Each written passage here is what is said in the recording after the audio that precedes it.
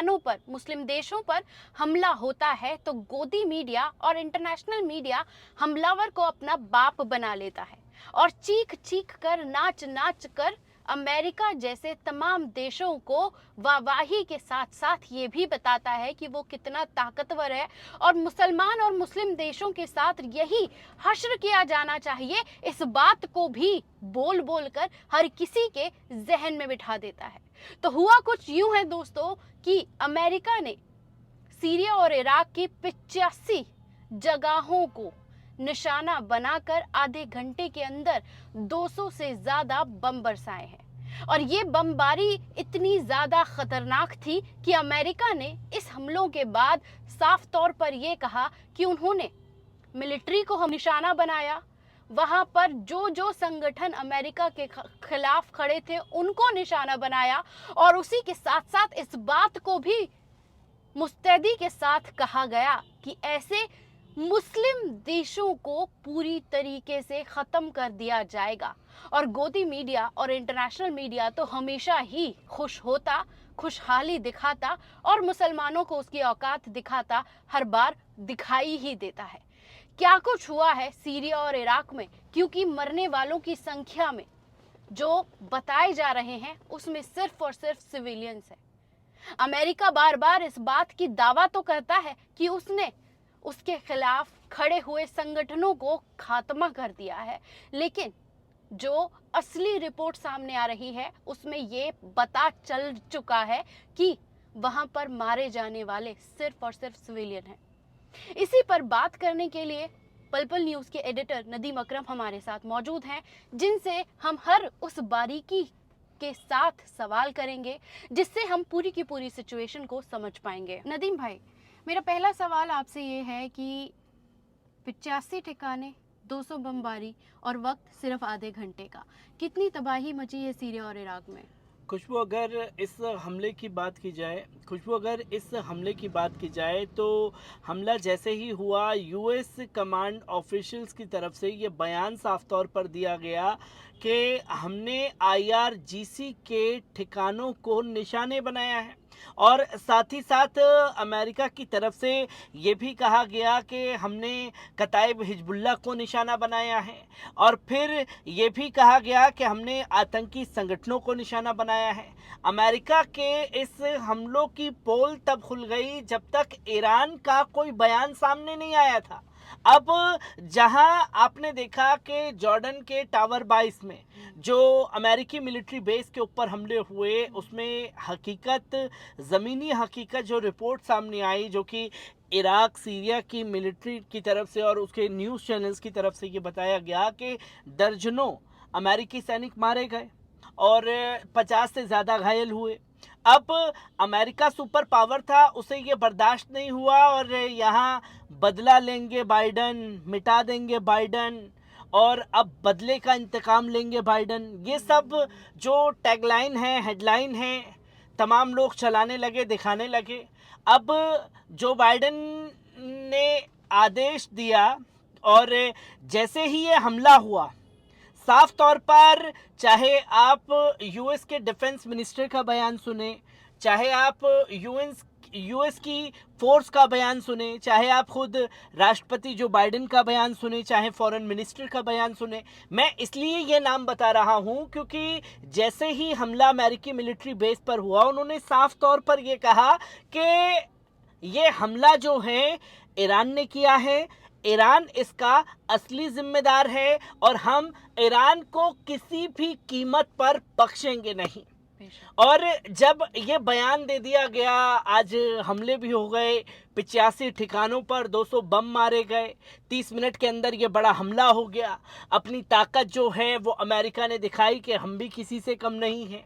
और अभी कुछ देर पहले ईरान की तरफ से ये बयान सामने आया कि जहां अमेरिका जो अपने आप को इराक सीरिया में बलवान समझ रहा था, वो हमला आईआरजीसी के ठिकानों पर हुआ ही नहीं है, क्योंकि अमेरिका ने यह भी बताया कि आईआरजीसी के जो फैकल्टी थी वो फैकल्टी थी हथियारों की, उस फैकल्टी को हमने उड़ा दिया।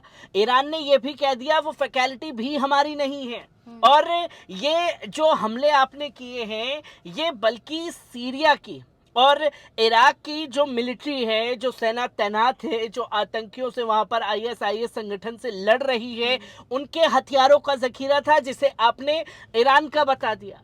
अब इस जंग को भड़काने की जो काम है वो आज अमेरिका द्वारा की गई है, जिस पहलू पर बात ही नहीं हो रही, क्योंकि आपने तो ये कहा साफ तौर पर कि भाई ईरान हमारे ऊपर हुए हमले के लिए जिम्मेदार है, हम ईरान को सबक सिखाएंगे। तो जाहिर सी बात है, जब आप कह रहे हैं ईरान है, तो ये हमला किस पर होना चाहिए था? सीधा सीधा ईरान के घर में घुस करके आप उसे मारते, क्योंकि आपने तो चारों तरफ से ईरान को घेर रखा है। क्योंकि ईरान ने भी मैसेज दे रखा है कि अगर आप हमारे देश में घुस करके हम पर हमला करेंगे, चाहे आप हमारी सेना को निशाना बनाएंगे, तो हम उतनी ही तेजी से पलटवार जो है आपके ऊपर करेंगे, जो आप फिर बर्दाश्त नहीं कर पाएंगे। क्योंकि पहले ही ईरान के राष्ट्रपति इब्राहिम रईसी द्वारा ये फरमान जारी कर दिया था जंग की शुरुआत में ही कि अगर आप हमें छेड़ेंगे तो हम छोड़ेंगे नहीं। ये एक अपनी ताकत दिखाने का एक तरीका था, जो इराक में बगावती सुर तेज हुए कि अमेरिकी मिलिट्री को यहाँ से निकल जाना चाहिए, अब उसे एक भी सेकंड हम अपनी सरजमी पर बर्दाश्त नहीं कर सकते। ये असल में इराक और सीरिया को औकात दिखाई गई आज। बिल्कुल नदीम भाई, इसके साथ ये बात पर भी जब बात हो जाना ज़रूरी हो जाता है कि जब भी हम बात करते हैं, फिलिस्तीन अपनी आज़ादी की जंग लड़ रहा है, इजराइल का कत्लेआम पूरी दुनिया के सामने है, लगातार मोर्चे खुलते जा रहे हैं और अब लड़ाई और बढ़ेगी, क्योंकि कहा जा रहा था कि लड़ाई अब 1 महीने के लिए जंगबंदी होगी। लेकिन जिस तरह से अमेरिका हर बार आगे बढ़कर तमाम मुस्लिम देशों के ऊपर हमले बढ़ा रहा है, तो कैसे देखा और समझा जाए? क्योंकि ये समझना बहुत ही ज़्यादा ज़रूरी हो जाता है कि मुसलमान को बार बार टारगेट करके ये अमेरिका अपनी जो हथियारों का जो बाजार है उसमें अगर उसे चलाना है तो उसे किसी को मारना होगा, और मारने के लिए मुसलमान सबसे आसान हथियार है। क्योंकि हमने तमाम डिक्टेटरशिप के चेहरे देखे, हमने अमेरिका के तमाम राष्ट्रपति देखे, तालिबान वाले वो दौर भी देखे जब अमेरिका वहाँ पर था, अमेरिका ने जिस तरीके से किया, और सबसे बड़ी हार अमेरिका की यही है कि उसे तालिबान छोड़ के जाना पड़ा। लेकिन अब इसी तरीके के तमाम मोर्चे खुल रहे हैं, कैसे देखा और समझा जाए? क्योंकि जब मैं आपसे सवाल पूछ रही हूँ तो सिर्फ एक सवाल नहीं है, कई सारी परतें हैं जिन परतों पर बात होनी चाहिए, क्योंकि ऑडियंस भी उन्हीं परतों में उलझ रही है, उन्हीं पर बात करना चाहती है, उन्हीं उलझनों को सुलझाना चाहती है। तो मैं समझना चाहूंगी कि कैसे इन तमाम जो उलझने हैं, तमाम जो सवाल हैं, उसे कैसे समझा जाए। खुशबू, अगर आप बात करें जो से कि आपने तालिबान बोला, अफगानिस्तान की सरजमी से भागना पड़ा, और आज नौबत ये है कि हथियार भी समेटने का मौका नहीं दिया था तालिबान ने, अपने हथियार छोड़कर भागने पड़े थे। और वो इतने खतरनाक हथियार थे अमेरिका के कि आज तालिबान उन्हीं को बेच करके अपनी जो एक उभरता तालिबान है ना, उभरता अफगानिस्तान, वो तस्वीर सामने आ रही है। बड़ी बड़ी डीलिंग जो है वो अफगानिस्तान में हो रही है, ये दुनिया बखूबी देख रही है। पर हम बात करेंगे सिर्फ इस जंग की, क्योंकि जंग जो है वो कई मोर्चों पर खुल चुकी है। क्योंकि शुरुआत में ये बोला गया कि कोई मोर्चा नहीं खुला है, कोई मोर्चा नहीं खुला है। अब बगावती सुर पहले किसी देश का नहीं था। आप अगर देखें तो कई संगठन इस जंग में खुले हुए थे। आप देखें कि यमन के अंसारुल्लाह, हिजबुल्लाह, और इधर से हमास, और इराक इस्लामिक रेजिस्टेंस जो सीरिया इराक में हमले कर रहे थे, ये ग्रुप थे। अब नौबत ये आ गई है कि देश इन्वॉल्व होने लगे हैं, और वो देश सबसे पहले इन्वॉल्व हुआ इराक। इराक ने अपनी पार्लियामेंट में अमेरिका के खिलाफ एक बिल भी पास कराया। जो अल सुदानी एक कठपुतली बने हुए थे इराकी प्रधानमंत्री अमेरिका की, उन्हें भी मजबूर, क्योंकि जैसे इस्लामिक रेजिस्टेंस कोई हमले करता था, वो कुछ ना कर सके तो तुरंत निंदा पेश करते थे कि ये हम बर्दाश्त नहीं करेंगे। अब जब इस्लामिक रेजिस्टेंस के ऊपर हमले होने लगे, और जब अल सुदानी को ये लगने लगा, और लोग जो हैं, जनता की मार सबसे बुरी होती है, अल सुदानी को आवाम ने, विपक्ष में बैठे लोगों ने घेरना शुरू किया, तो उन्होंने साफ तौर पर चुनौती दी कि हम बिल पर बात करेंगे। बिल पर सहमति बन गई। अब बिल पारित हो गया। वो बिल पारित हुआ इराक के अंदर कि अमेरिकी मिलिट्री फोर्स को यहाँ से निकाला जाएगा, हम किसी भी कीमत पर अपनी सरजमी पर बर्दाश्त नहीं करेंगे। अब अमेरिका को ये बर्दाश्त नहीं हुआ। अमेरिका ने क्या किया कि बोला कि हम इराक का जो डेलीगेशन है और हमारा जो डेलीगेशन है वो मिल करके इस मामले को सुलझाएगा, मीटिंग रखते हैं। इराक के तरफ से उस मीटिंग को कैंसिल कर दिया गया। ये छोटी बात अमेरिका के लिए नहीं थी, ये बहुत बड़ी बात है कि एक मीटिंग अमेरिका जिसको उंगली दिखा दे, जिसको आंख दिखा दे, वो सामने झटपट खड़ा हो जाता था। पर अब सुर बदल गए हैं इराक के। इराक ने साफ तौर पर बोल दिया कि हमें कोई मीटिंग नहीं करनी, हमें बस आपकी सेना को यहाँ से निकालना है और वो हो करके रहेगा। अब जब इराक के बगावती सुर देखे, कोई देश इसमें नहीं था। आज पहली मर्तबा जंग के दौरान ये भी तस्वीर सामने आई है कि सीरिया भी बोल गया है। सीरिया डिफेंस मिनिस्टर ने साफ तौर पर बोला कि आपने जो हमला किया है वो हमला आपने किया है हमारी मिलिट्री का जो फैकल्टी हथियार था, जो ज़खीरा था, जो आईएस से लड़ने के लिए मुकाबला कर रहे थे, क्योंकि इराक सीरिया की तरफ से ये कहा गया। और इराक और सीरिया के अंदर अमेरिका इसलिए घुसा कि हम आतंकवाद को, आईएस को ख़त्म करेंगे। अब दोनों देशों की फोर्सेस अपने आप में सक्षम है, वो आईएस से मुकाबला कर रही है। और साफ तौर पर उन्होंने कहा कि आप निकल जाइए। इराक के बाद आज सीरिया भी बोलने लगा कि हम अपनी सरजमी पर अमेरिका को अब बिल्कुल भी बर्दाश्त नहीं करेंगे, उसे यहाँ से जगह छोड़नी पड़ेगी। क्योंकि उसमें आज सीरिया में दमिश्क के अंदर मैं रिपोर्ट देख रहा था, जहाँ डिफेंस दमिश्क के अंदर, सीरिया के अंदर जो डिफेंस है सीरिया का, उसने ऑफिशियली स्टेटमेंट दिया जिसमें सीरिया के सैनिक मारे गए हैं, आम सिविलियंस मारे गए हैं। आपने तो बताया कि भाई आपने जो है कताइब हिजबुल्लाह के संगठन पर निशाना बनाया। कताइब हिजबुल्लाह इस जंग में पहले ही 3 दिन पहले ये कह चुका है कि हम इस जंग में इन्वॉल्व नहीं होंगे, हम अब अमेरिकी मिलिट्री बेस के ऊपर कोई हमला नहीं करेंगे। अमेरिका के पास कोई सबूत थे नहीं। ईरान को आपने विलन बनाया, ईरान के ऊपर आपको हमला करना चाहिए था, ईरान के ऊपर आपने हमला किया नहीं। इराक सीरिया को एक दहशत दिखानी थी कि हमारे पास वो पावर है जिसकी वजह से हम सुपर पावर अमेरिका कहलाते हैं। पर आज बगावती सुर बदल गए हैं, जो कि ये जंग के दौरान समझने की ज़रूरत है कि अफ़गानिस्तान में जो बगावती सुर तालिबान ने इख्तियार करे थे, क्योंकि अफ़गानी हुकूमत भी तब साथ थी।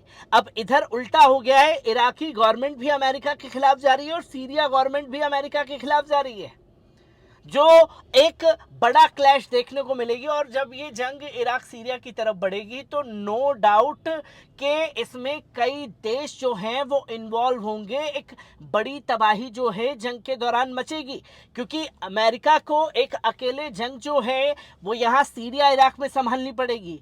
और अमेरिका को 10 देशों के झुंड की ज़रूरत पड़ी है यमन के खिलाफ। यमन भी बार बार हमले कर रहा है और आज यमन ने भी ऑफिशियली स्टेटमेंट जारी करके कहा है कि अब एक बार में आर पार हो जाना चाहिए, इसमें किसी को कुछ सोचने समझने की ज़रूरत नहीं है।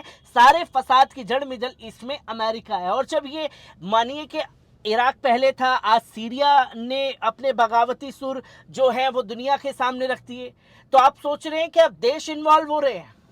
ये अमेरिका के लिए सबसे बड़े खतरे की घंटी भी है। नदीम भाई, ये तो बात हुई अमेरिका के उस हमले की, लेकिन जैसा मैंने कहा कि फ़िलिस्तीन हक और बातिल की इस लड़ाई में, आज़ादी की जंग में लाखों मुसलमान शहीद हो गए फ़िलिस्तीन में।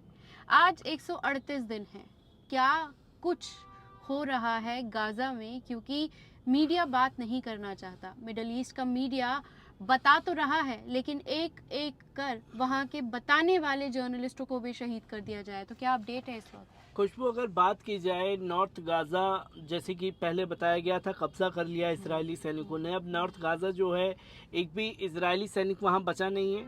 और कल जो लोग लौटे उन्होंने उधर अपनी ज़मीन पर, बेशक से उनके बिखरे हुए घर थे, उनका आशियाना उजड़ चुका था, पर वो उस आशियाने पर भी खड़े होकर के एक जश्न मना रहे थे कि हमने सबसे बड़े इंटेलिजेंस कहे जाने वाले इज़राइल को लात मार के निकाला है। ये एक उनके लिए बड़ी जीत थी, क्योंकि वो अपने घर वापस लौट पाए थे। दूसरा सबसे बड़ी बात, आज जंग का 125वां दिन है और 125वें दिन पर जो सबसे ज़्यादा सेफ जगह थी फ़लस्तीन के अंदर, ये गाज़ा की जंग नहीं है, ये पूरे फ़लस्तीन की जंग है। क्योंकि फ़लस्तीन जो है वो इजरायली बॉर्डर, जो कि इजराइल तो देश है ही नहीं, हम पहले ही कह चुके हैं। और जो राफा बॉर्डर है, जो इजिप्ट के पास में लगता है, मिस्र के पास में जो फ़लस्तीनी बसे हुए हैं वो सबसे ज़्यादा सेफ थी, क्योंकि उससे सटा हुआ इजिप्ट है। उधर आज एयर स्ट्राइक करके एक बड़ी तबाही मचाई है, खासतौर पर इजराइल ने, जो कि अब ये साफ तौर पर पता चल रहा है, जिससे जर्मनी भी नाराज हुआ है। कई देश जो हैं इजराइल के खिलाफ गए हैं और उन्होंने साफ तौर पर कहा है कि भाई जो सबसे ज़्यादा सुरक्षित प्लेस था, आपने आज उसको भी निशाना बना करके ये बता दिया कि आप सिर्फ और सिर्फ यहाँ नरसंहार करने के लिए उतरे हैं और इसका जिम्मेदार इंटरनेशनल कोर्ट है।